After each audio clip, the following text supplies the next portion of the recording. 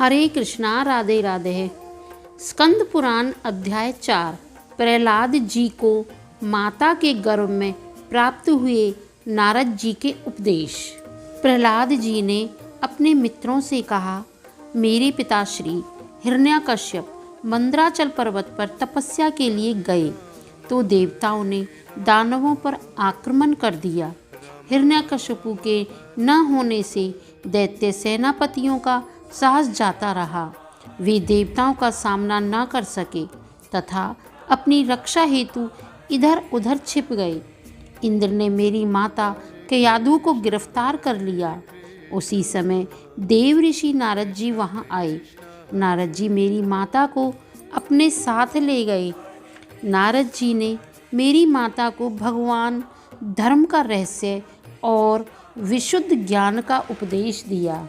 उन्होंने बताया कि यदि कोई व्यक्ति काम, क्रोध, मद, मोह, द्वेष और मत्सर इन 6 शत्रुओं पर विजय प्राप्त कर ले तो वह भगवान के चरणों में जगह पा जाता है। असुर कुमारों, अपने हृदय में विराजमान भगवान का भजन करो। श्री हरि की भक्ति का स्वरूप सर्वत्र सब वस्तुओं में भगवान का दर्शन समान रूप से करते रहोगे।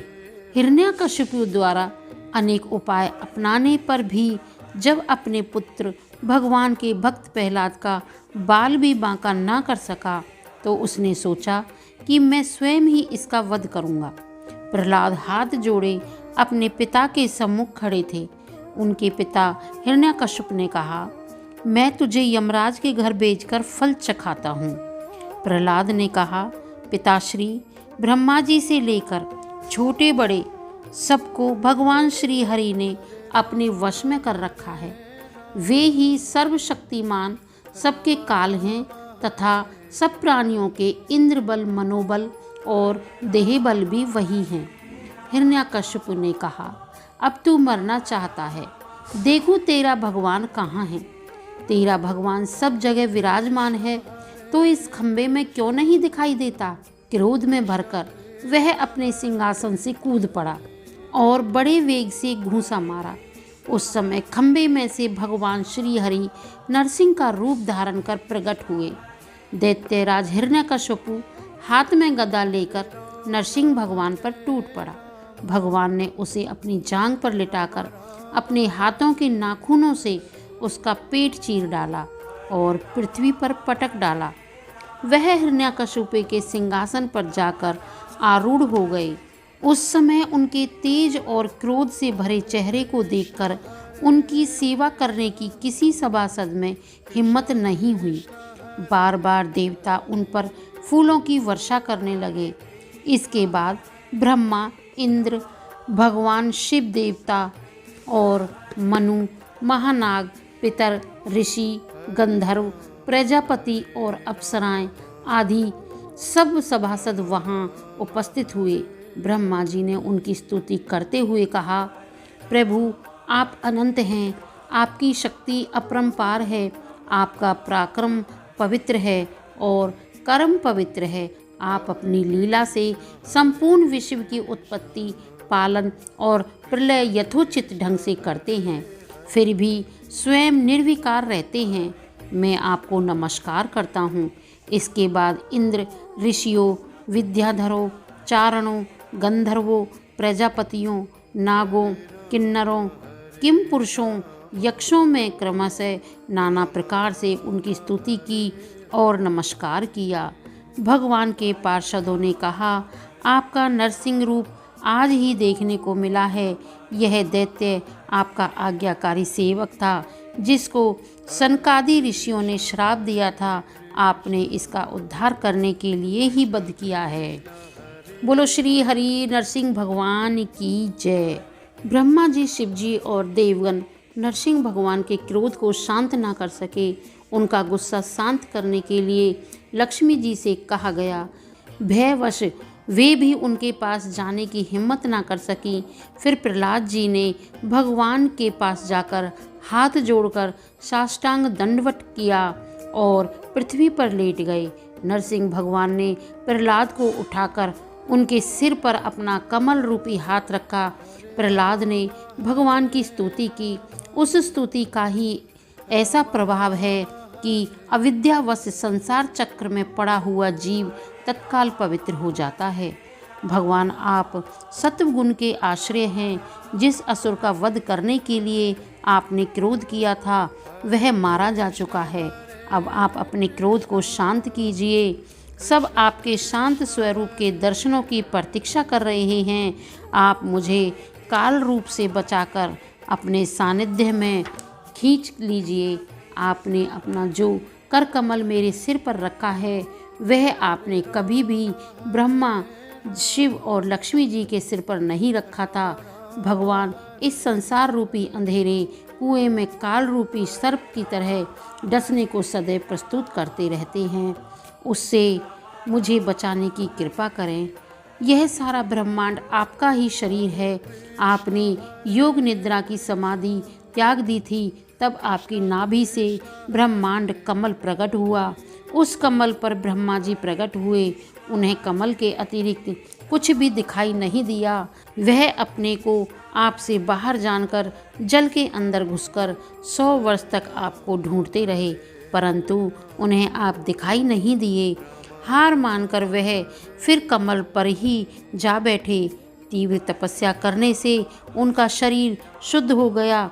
तब ब्रह्मा जी को भूत इंद्रिय और अंतःकरण रूप अपने ही शरीर में आपके सूक्ष्म रूप का साक्षात्कार हुआ।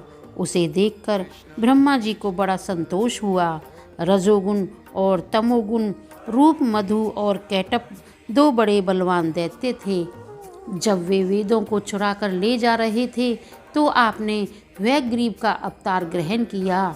उन दोनों का वध करके सत्वगुण रूप श्रुतियों को ब्रह्मा जी को लाकर लौटा दिए। हे पुरुषोत्तम, मोक्ष के 10 साधन तपस्या, मौन, शास्त्र श्रवण, ब्रह्मचार्य, स्वधर्म पालन, स्वाध्यायम, समाधि, जप, युक्तियों से शास्त्रों की व्याख्या और एकांत सेवन आदि है। परंतु जिनकी इंद्रियां वश में नहीं हैं उनके लिए यह सब व्यर्थ है।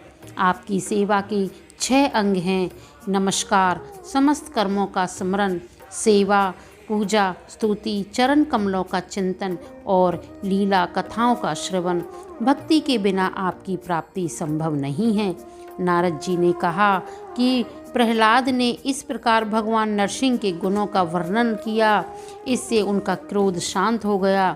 नरसिंह भगवान ने कहा, दैत्य श्रेष्ठ प्रहलाद, मैं तुम पर प्रसन्न हूँ। तुम्हारी जो अभिलाषा हो वह मुझसे मांग लो। प्रहलाद जी ने सोचा कि वरदान मांगना तो प्रेम भक्ति का विघ्न है। तब उन्होंने कहा, प्रभु, मैं जन्म से विषम भोगों में आसक्त हूँ। आप मुझे वरदानों के द्वारा लुभाने का प्रयत्न ना करें। यदि आप मुझे वरदान देना ही चाहते हैं तो यह वर दीजिए कि मेरे हृदय में कभी भी किसी कामना का बीज अंकुर ना हो। श्री नरसिंह भगवान बोले, प्रहलाद, फिर भी अधिक नहीं तो मेरी प्रसन्नता के लिए केवल 1 मनवंतर तक के लिए तुम इस लोक में दैत्याधिपतियों के समस्त भोग स्वीकार करो, परंतु तुम अपने हृदय में मुझे बसाए रखना और मेरी लीला कथाएं श्रवण करते रहना।